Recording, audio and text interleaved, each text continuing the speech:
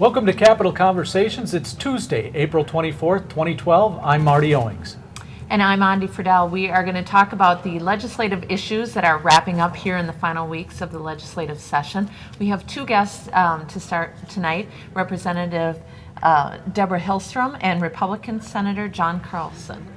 Later on in the program, we'll visit with Republican Representative Jim Abler, who chairs the Health and Human Services Committee here at the legislature, and we'll also have an update on Occupy Minnesota. As always, we invite you to participate in our interactive weekly political talk show. Just leave us a message or tweet us at Facebook at MN Capital News, or you can leave us a message or tweet us at MN Capital Conversations. Whatever. You'll find us. Just tweet Capital Conversations. Go ahead. So, Andi, we're pleased now to be joined by two members of the legislature from different parties and from different chambers here in the Capitol. Senator John Carlson, welcome to the program. Thank you for having me. Glad to have you. You're a first timer, so we'll go easy on you. Thanks. No, we lie. We don't. And Representative Debra Hilstrom. And Representative Hilstrom's also the Deputy Minority Leader. Yes. Here, and also a prosecutor. I am. You might have your hands full tonight. We'll see. All right, first of all, Senator Carlson, what we want to talk about first is the bonding bill. What's going on with that as the weeks wrap up here? Well, the bonding bill on the Senate side, we did just about a $500 million bonding bill on the Senate side. It passed out of committee. It hasn't been to the floor yet. That's a stark contrast to what they did in the House in terms of their bonding bill, and obviously some difference with the governors. So if you look at it, it looks like the Senate has taken the logical road and sort of took that middle ground right off the bat. And so if we all just take the Senate bonding bill, we'll be good to go.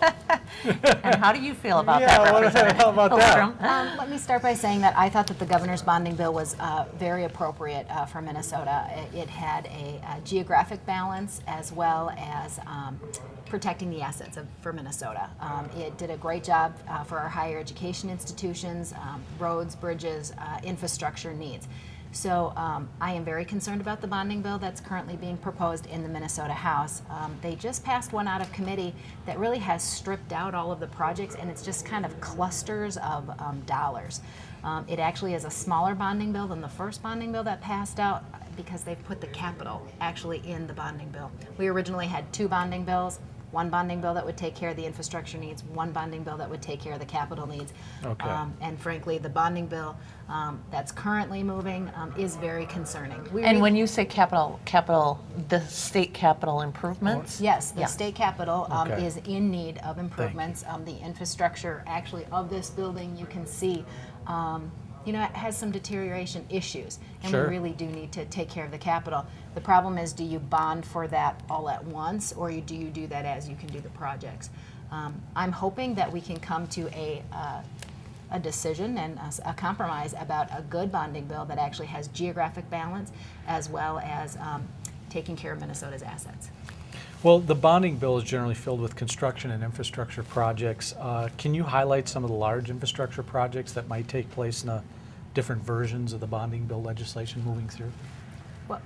Well, I guess I would really like to see us to make sure that we take care of our infrastructure and our assets that we already own. And so asset preservation, there may be a need for a new building here or there, but mostly asset preservation, roads, bridges, flood mitigation, definitely reforestation.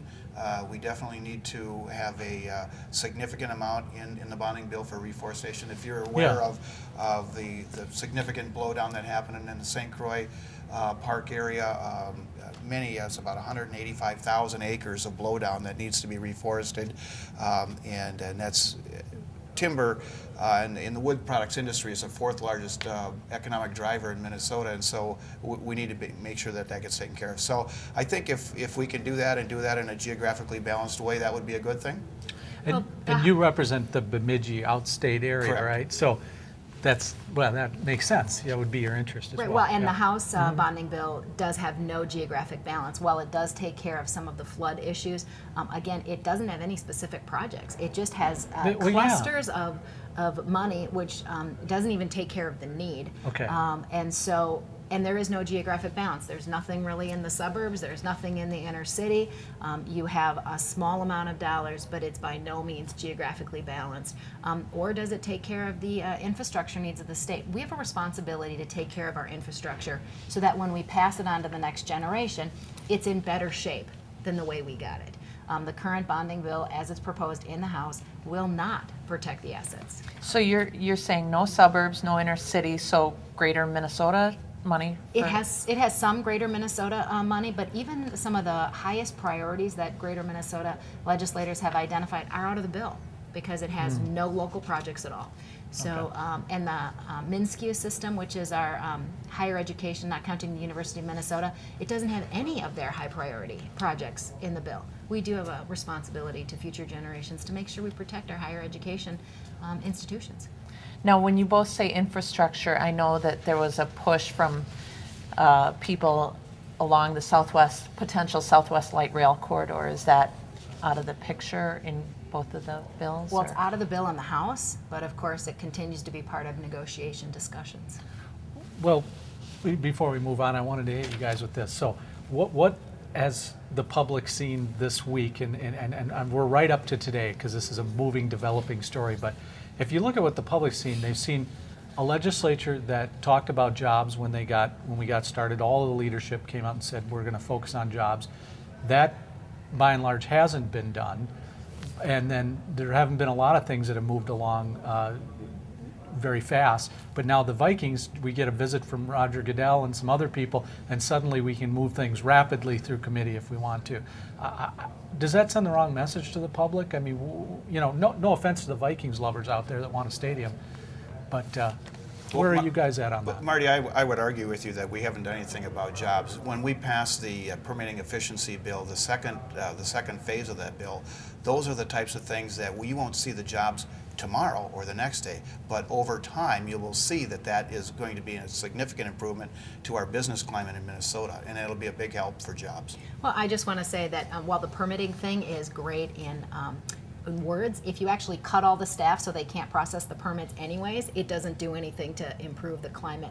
We really do need to be focusing on jobs. The governor had a number of jobs proposals. The bonding bill is a great jobs proposal, as well as... Well, it's going to cost almost $1 billion, though, Representative Hilstrom. Well, the budget that was passed in the last legislative session contemplated $775 million bonding bill.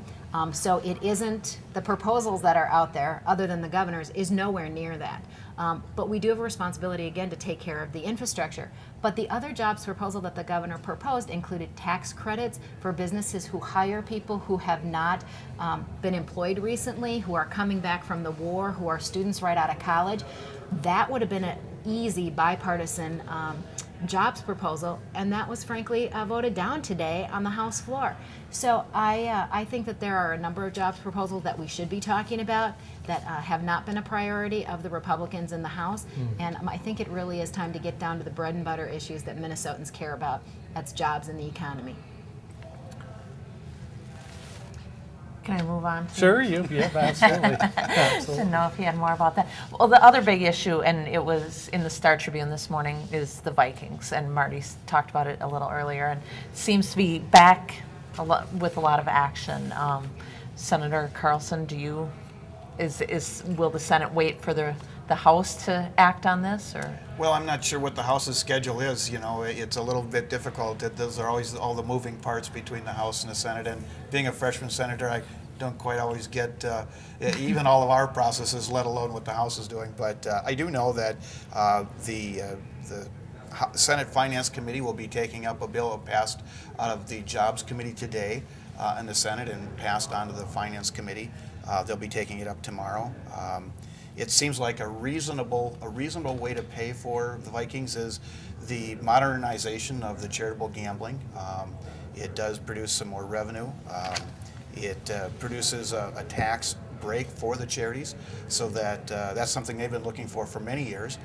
So I would think that they would be on board with that. It seems like a reasonable way to pay for the stadium. I don't think anyone is in favor of paying for a Viking stadium with general fund dollars and general tax dollars. But there's certainly ways to find a way to keep the Vikings here. When you look at the Vikings and the Twins and the Wild, and you think about all the things that make Minnesota great. You think about the Ordway. You think about the children's museums. You think about the 10,000, 15,000 lakes that we have, especially a lot of the lakes, and all of that together.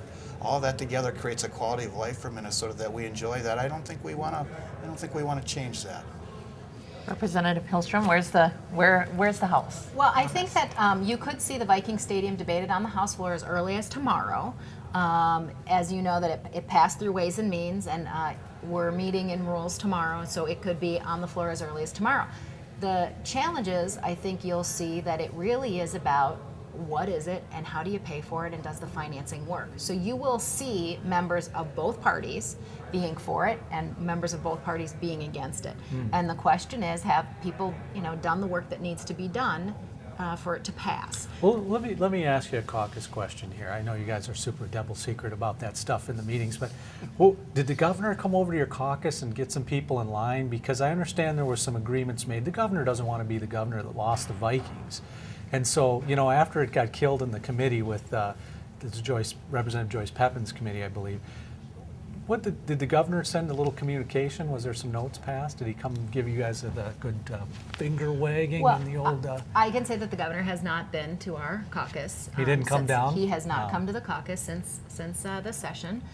He's offered, right? I mean, there's been lots of discussions about whether or not the governor should come and talk to folks. The governor has been very clear where he stands. Okay. I think he's offered to come and talk to you folks as well, right? He wants to talk about the proposal and what people's concerns are. Sure. He's been very bipartisan this session in his conversations with leadership. I don't think that should surprise anyone. No. He's been out front on this issue. So the question then becomes, right, based on the financing that's in the bill, when we see it, where are people going to come down on? So you don't know yet. You're not going to say yet until you see the. I don't want to put words in your mouth. Yeah, Do where do you where, stand? Where have you stood in the past? Well, I think that you can see that the Senate proposal changed dramatically today in committee, right? So there were a number of amendments that were adopted, and so I haven't even seen the final proposal that the Senate put together. They had a second, I think, committee meeting that was going to meet after session on the proposal today, right? Tonight? Or I'm maybe not in the aware of morning. that. Well, So, you guys will take turns loading it up with amendments, I'm sure. But I don't want to get to that. But I want to ask Senator Carlson a question. Outstate, you guys aren't in the immediate impact area, if you will, of the stadium. What do you hear from your constituents? What are they saying to you, Senator Carlson, about a Vikings stadium deal? Mostly what I hear is, well, we don't want to lose the Vikings, but we don't want to pay it with our tax dollars. Yeah, they want the best of both worlds. Absolutely. Yeah, right. Let's let the Wilfs pay for it, and Sure. we're all happy and we go home.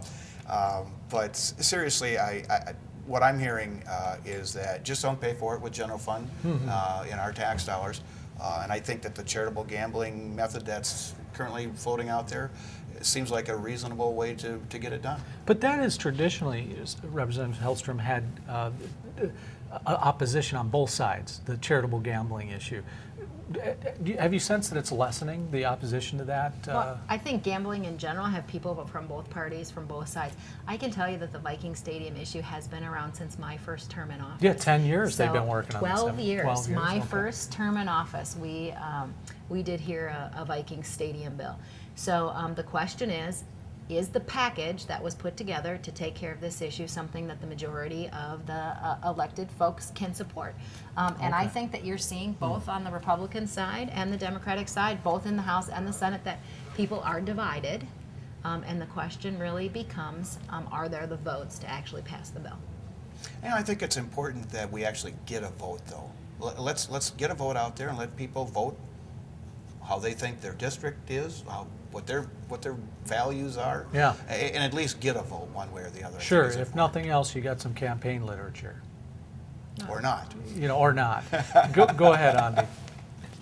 I don't have a phone. Well, the governor sent this letter down today, this afternoon, about the E-Verify.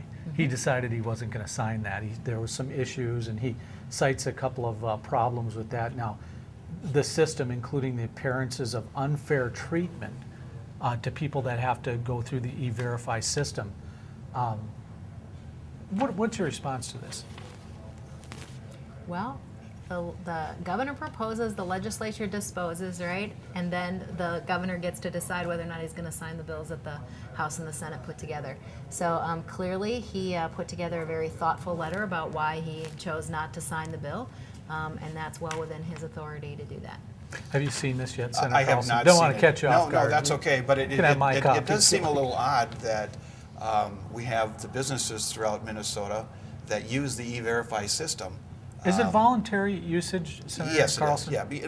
what's mandated is an I-9. It's a form you fill out and you Right, put in all that everybody, information. you're You send it legal in. to work. The problem with the I-9 form is while it gets all the information, you get it sent in, and eventually you get it verified, there's a time lag with the I-9 form, and you may have spent a lot of money training someone, maybe even sending them to some training, only to come back and find out, oh my gosh, this person's not I can't legally have hired this person, and so that's problematic. And so I think, and it doesn't really matter what the job is. It doesn't matter if you're an engineer up in the mines. It doesn't matter if you're waiting at the front counter at McDonald's. There's training that's involved, and that costs the businesses. And so the beauty of the E-Verify system is you get that automatic response back of, is this person legal? Can I legally hire this person? And so I think it's unfortunate. I haven't read the letter, and I'm sure the governor has some very good reasons, but it just seems to me that if it's good for businesses, why wouldn't it be good for Sure. the state of Minnesota? Andy? Well, another bill that got passed in the last week, Senate File 1586, which made intentional abuse and neglect of vulnerable adults a felony crimes. Senator Carlson, do you want to talk about that bill? You know, I'm not very familiar. I'm not on that committee. I just know that it was a pretty good bill, and gave some good teeth to. Well, didn't you think that the law already existed? I mean, that seems like common sense that we wouldn't, that there would already be a law. You're absolutely right. In fact, know what I mean? I'm not sure that we had any red votes on that one. Yeah. Well, I certainly could talk about it. Yeah. I have served on the Public Safety Committee, was actually the chair previously, and have worked on this issue actually my entire time in the legislature, not this specific form of it, but vulnerable In adults one and form or vulnerable another. children. Yeah, right. right. So, You authored the legislation on the stealing from right, the, financial exploitation of a right. vulnerable adult, right. I actually carried that proposal when Governor Pawlenty signed that bill. Basically what the bill said, currently it was a gross misdemeanor if you neglected a vulnerable adult to these very, very high levels, depriving them of their basic needs, resulting in harm to them. And the highest crime level that a prosecutor could charge them with was a gross misdemeanor, which means they couldn't serve more than 1 year in jail. Right, that was the maximum penalty. And what this said is that we think that this crime is so severe that it should be a penalty, and you should be able to go to prison. Yeah. for Well, these Was kinds there of- a case that prompted that? Yes, actually, Hennepin County has seen a number of cases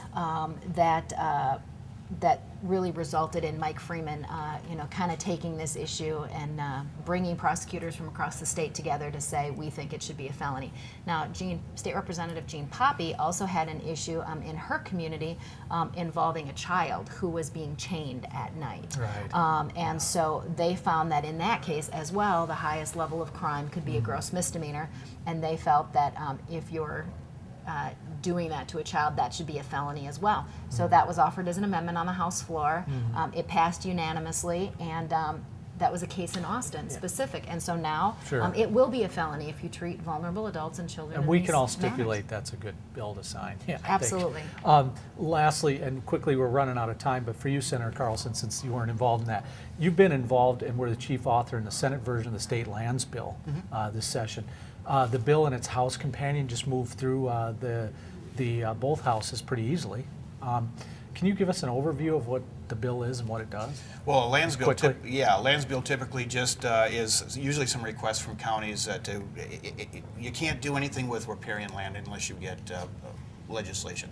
And so this is the legislation that allows the counties to take some tax forfeited land and the state to maybe redesign how the state parks lay out, Sure. Maybe an SNA, a WMA. But what we added to this one is the expedited process for getting the school trust lands out of the BWCA. Currently, well, after they took over the when the federal government took over the BWCA, there was many acres, it's about 85,000 acres of school trust land locked into the BWCA that are not usable to get production for the school trust fund. And so the idea is to set up this process so we can expedite an exchange with the federal government to get those lands out. In other words, we'll exchange those lands in there with lands that the federal government has outside the BWCA so we can get them productive, whether it's mining, whether it's timber, and so that money can be used to get into the corpus of the school trust land. Where are the federal lands that for the exchange? There's a number of them over. It could be in the Superior National Forest. It could be the Chippewa National Forest. There's other areas scattered around in the northern side. Actually, there's some areas. There's actually about 95,000 acres over by the Superior National Forest that might be an actual ideal exchange land for land. But in any case, But are they protected from any industry right now? I mean, In the BWCA? No, Oh, outside that, so that it could possibly, as you say, start mining or foresting. Well, you're always going to be subject to certain parameters, whether it's EPA, whether it's MPCA. Sure. But by and large, they've already identified 41,000 acres of federal land outside the BWCA that they could exchange for about 30-some thousand inside. That's already been, that process has already been established, and I think they're actually ready to go forward with an exchange, so we could do this in pieces or we could do it in total. If I could Go just ahead. comment that Representative Denise Dietrich has been working on school trust lands for a long time. She's decided not to run again for the legislature, but it is an issue that people from both sides of the aisle believe that we need to start doing a better job managing school trust lands to actually get additional dollars into into the schools. That's what it's set aside for. So I believe there'll be a lot more discussion. I believe the governor will continue to talk with legislators Sure. about how to best do that. I'm not sure whether or not there's been agreement reached yet, but I think the discussion will continue. Well, actually, I have a conference committee at 6:30 on Senator Cruz and Representative Driscoll's bill. We're going to go back into. We had a conference committee report on the school trust land bill. Evidently, there was still just a little bit of heartburn on the governor's part and the commissioner's part, and so we're going to go back in and do a little tweak, and we hope we can have a bill that the governor will sign that will be good for the school kids. Well, we're out of time, and you're almost out of time. Are you going to get out of here on time? Well, the speaker has said Monday? April 30th is the day that we were going to adjourn. I would assume that we'll meet the deadline. The speaker sets the calendar and what we're going to be doing, and I would assume that if he says we're going to go home on April 30th, that we should go home on April 30th. You are going to So have it's some gonna be an marathon exciting nights. weekend. Yeah. It'll be a busy weekend. Yeah. Well, I want to thank you both for coming on the program and your time tonight. It was good to talk with you. Thanks Thank for you having so us. much. Thank you. All right. When we come back, we'll be joined by the Health and Human Services Chair, Representative Jim Abler from Anoka.